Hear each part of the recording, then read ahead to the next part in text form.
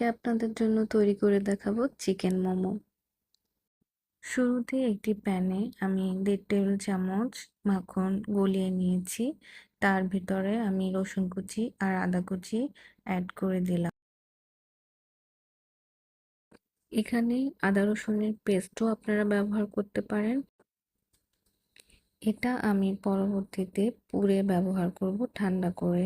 একটু ভাজা হয়ে গেলে আমি চুলা বন্ধ করে দিয়ে দিলাম কুচি করা পেঁয়াজ, দিয়ে দিচ্ছি ধনেপাতা কুচি, কাঁচামরিচ, সেই সাথে দিয়ে দিচ্ছি হাফ চামচ গোলমরিচের গুঁড়ো, লেবুর রস,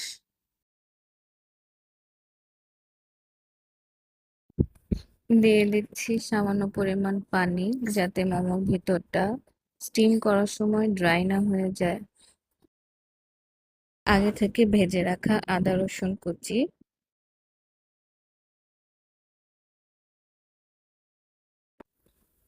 দিয়ে দিচ্ছি লবণ সামান্য পরিমাণ। লবণটা আপনারা বুঝে দিবেন, যেহেতু সয়া সস দেওয়া হয়েছে তাই সেই ক্ষেত্রে সামান্য পরিমাণ লবণ দিয়ে দিলেই হবে। এরপর পুরটা ভালোভাবে মেখে কিছুক্ষণের জন্য ফ্রিজের নিচের পর্শনে রেখে দেব আর চলে যাচ্ছে পরবর্তী ধাপে।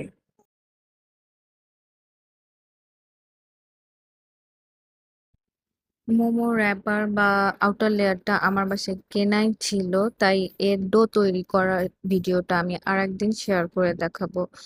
এমনিতে মোমো মূলত 2.5 ইঞ্চি থেকে 3 ইঞ্চি পরিমাণ র‍্যাপারটা বেলে নিতে হয়, কিন্তু কেনা দেখে এটার একটু ছোট ছিল, যার কারণে কুচিগুলো একটু কম পড়ে গিয়েছে।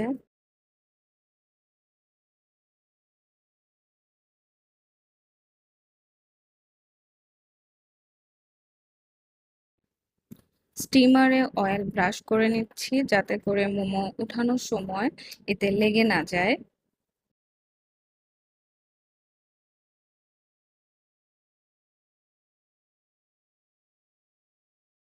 এরপর ঢাকনা দিয়ে ঢেকে 15 মিনিটের জন্য স্টিমে দিয়ে দিচ্ছি। টাচ করে দেখবেন যে আঠালো ভাব থাকে কিনা। যদি আঠালো ভাব না থাকে তাহলে মনে করবেন যে আপনার মোমো রেডি হয়ে গিয়েছে, আর না হলে আরো 5-10 মিনিট স্টিম করে উঠিয়ে নেবেন।